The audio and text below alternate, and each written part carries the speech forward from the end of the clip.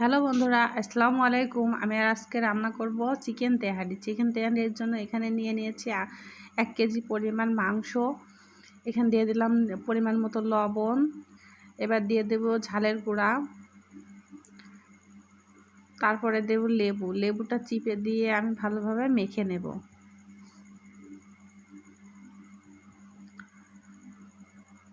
আমি ভালোভাবে মাংসটা মেখে নেব। মাংস আমার মাখা হয়ে গিয়েছে। এবার আমি কড়াইয়ে দিয়ে দিলাম পরিমাণ মতো তেল, তারপরে দিয়ে দেব পেঁয়াজ কুচি। পেঁয়াজের সাথে কয়েকটা কাঁচামরিচও দিয়ে দিয়েছি। এবার আমি পেঁয়াজ কাঁচামরিচ ভালোভাবে ভেজে নেব। আমার পেঁয়াজ কাঁচামরিচ ভাজা শেষ। এবার দিয়ে দিলাম দারচিনি, দিয়ে একটু নেড়ে ছেড়ে মাংসটা দিয়ে দেব। মাংস দিয়ে আমি ভালোভাবে ভেজে নেব। মাংসটা ভাজা হয়ে গেলে এর মধ্যে দিয়ে দেব পরিমাণ মতো আদা রসুন বাটা।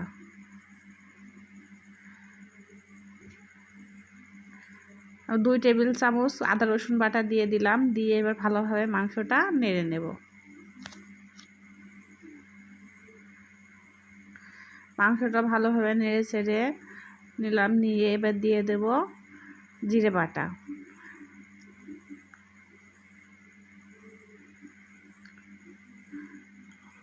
হলুদ। এবার দিয়ে দিলাম হলুদ। দিয়ে আমি ভালোভাবে নেড়ে নেব। তারপরে দিয়ে দিলাম জিরে ও এলাচ বাটা। দিয়ে আমি ভালোভাবে আবারও নেড়ে চেড়ে নেব।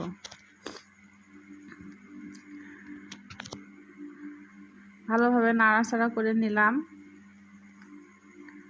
5 minutes later.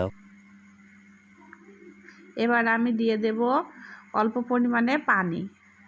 এখানে আমি গরম পানিটা দিয়ে দিলাম। দিয়ে আমি মাংসটা ভালোভাবে কষিয়ে নেব।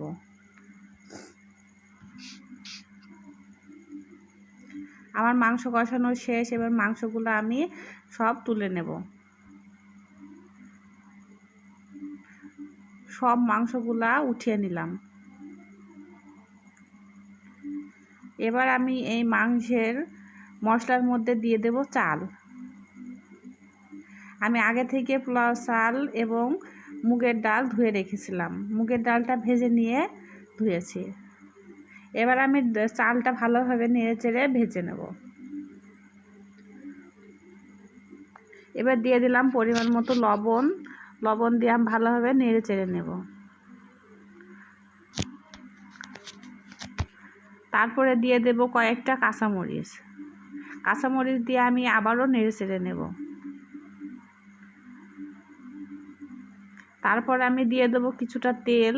দিয়ে আবারও ভালোভাবে নেড়ে চেড়ে নেব। এবার আমি মাংসগুলা দিয়ে দিলাম। দিয়ে আমি ভালোভাবে আবারও নেড়ে চেড়ে নিলাম।